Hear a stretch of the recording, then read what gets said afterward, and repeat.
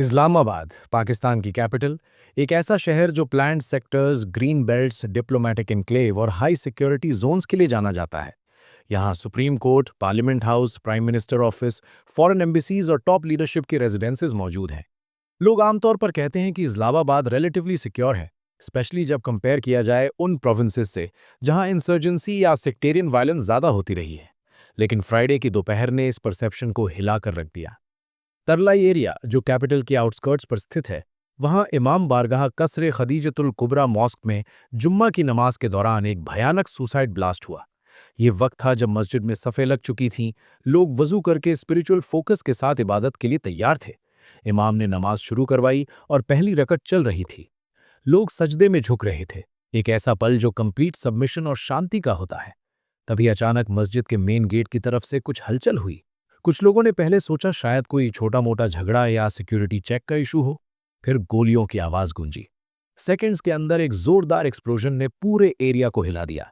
Blast इतना powerful था कि दीवारों को हिला दिया, शीशे टूटकर जमीन पर बिखर गए और प्रेयर हॉल के अंदर धुआं भर गया। लोग जो सजदे में थे जमीन पर गिर गए। चीखने की आवाजें, या अल्लाह की सदाएं और लोगों का इधर उधर भागना, सब कुछ एक ही वक्त पर हुआ। आई विटनेस मोहम्मद काजिम ने कहा कि हम सजदे में थे जब फायरिंग हुई। उसके बाद एक जोर का धमाका हुआ। मुझे लगा जैसे अर्थक्वेक आ गया हो। उन्होंने बताया कि जब उन्होंने सर उठाया तो उनके आसपास लोग खून में लथपथ पड़े थे। कुछ लोग हिल भी नहीं रहे थे। इमरान महमूद, जो दूसरी सफ में थे, ने डिटेल दी कि अटैकर को मॉस्क के गेट पर वॉलंटियर सिक्योरिटी ने रोकने की कोशिश की। रिपोर्ट्स के मुताबिक एक छोटा सा गन फाइट हुआ। एक वॉलंटियर ने अटैकर को थाई में गोली मारी।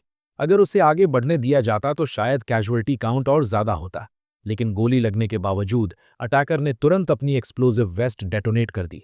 इस हमले की जिम्मेदारी एक्सट्रीमिस्ट ऑर्गेनाइजेशन इस्लामिक स्टेट ने ली है। ये क्लेम साइट इंटेलिजेंस ग्रुप ने रिपोर्ट किया, जो ग्लोबल एक्सट्रीमिस्ट प्रोपेगेंडा और कम्युनिकेशंस मॉनिटर करता है। उनके स्टेटमेंट में कहा गया कि उनके मिलिटेंट ने शिया कांग्रेगेशन को स्पेसिफिकली टारगेट किया और मार्टरडम ऑपरेशन कंडक्ट किया।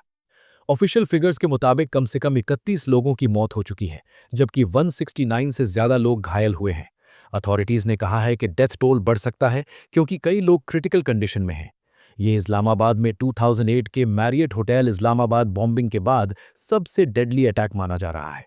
2008 का वो इंसिडेंट भी एक सुसाइड ट्रक बॉम्ब ब्लास्ट था जिसने कैपिटल को हिला दिया था। अब सालों बाद फिर एक ऐसा ही ट्रॉमेटिक सीन देखने को मिला।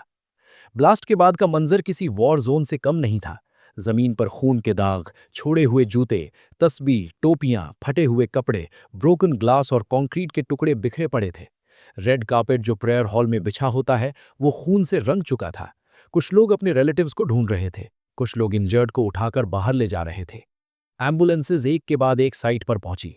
इमरजेंसी सायरन्स पूरे एरिया में गूंज रही थीं। आर्म्ड सिक्योरिटी फोर्सेज ने तुरंत एरिया को कॉर्डल ऑफ कर दिया। येलो क्राइम सीन टेप लगाई गई।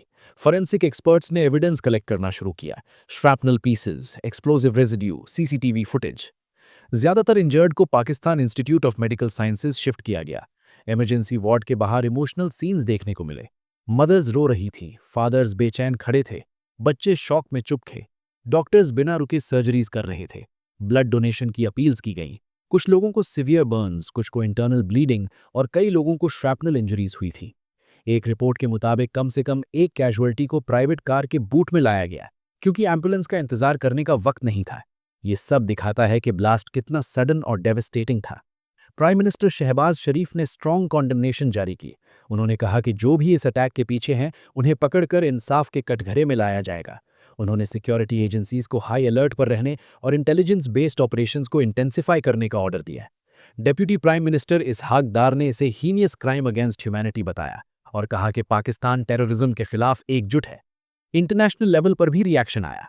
UN secretary general Antonio Guterres ने कहा कि सिविलियंस और प्लेसेस ऑफ वर्शिप पर अटैक अनएक्सेप्टेबल है और इंटरनेशनल कम्युनिटी को ऐसे एक्ट्स के खिलाफ यूनाइटेड रहना चाहिए। पाकिस्तान एक सुन्नी मेजॉरिटी कंट्री है, लेकिन शिया कम्युनिटी भी एक सिग्निफिकेंट माइनॉरिटी है, लगभग 10 to 15% पॉपुलेशन।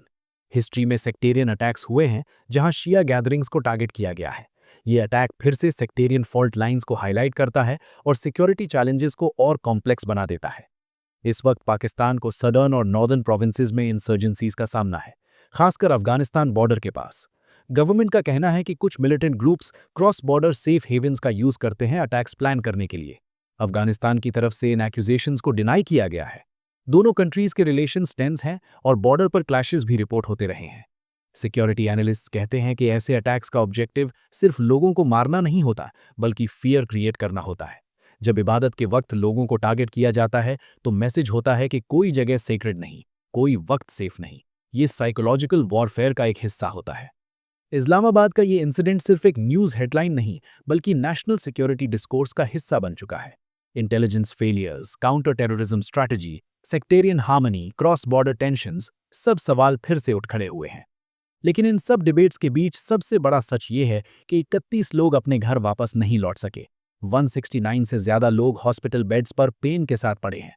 उन फैमिलीज के लिए फ्राइडे का दिन हमेशा के लिए बदल गया। एक कुर्सी जो हर जुमा को भर जाती थी अब खाली रहेगी। एक आवाज जो घर में गूंजती थी अब कभी नहीं सुनाई देगी। मस्जिद जो अमन, इबादत और कम्युनिटी बॉन्डिंग की जगह होती है, कुछ सेकंड्स के लिए डेविस्टेशन का सिंबल बन गई। रेड कार्पेट पर गिरता हुआ खून सिर्फ फिजिकल डैमेज नहीं, बल्कि एक इमोशनल स्कार भी है जो लंबे समय तक भरेगा नहीं। इन्वेस्टिगेशन जारी है, एजेंसीज नेटवर्क ट्रेस करने की कोशिश कर रही हैं, सीसीटीवी फुटेज एनालाइज हो रही है, पॉसिबल फैसिलिटेटर्स और अकम्प्लिसेस की तलाश हो रही है। लेकिन जब तक रेडिकलाइजेशन और एक्सट्रीमिस्ट आइडियोलॉजी का रूट एड्रेस नहीं होता, एक्सपर्ट्स कहते हैं कि सिर्फ सिक्योरिटी ऑपरेशंस काफी नहीं होंगे। इस्लामाबाद के लोग अब भी शॉक में हैं। सोशल मीडिया पर लोग सॉलिडेरिटी और प्रेयर्स शेयर कर रहे हैं। मॉस्क्स में सिक्योरिटी टाइटन कर दी गई है।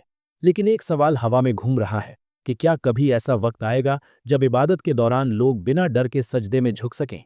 ये ब्लास्ट सिर्फ एक न्यूज़ हेडलाइन नहीं, बल्कि एक याद है। एक ऐसा दिन जब नमाज के दौरान गन फायर और एक्सप्लोजन ने कैपिटल की शांति को तोड़ दिया। एक ऐसा दिन जब इबादत का घर बैटलफील्ड बन गया। और एक ऐसा दिन जो पाकिस्तान की हिस्ट्री में एक और डार्क चैप्टर के रूप में लिखा गया।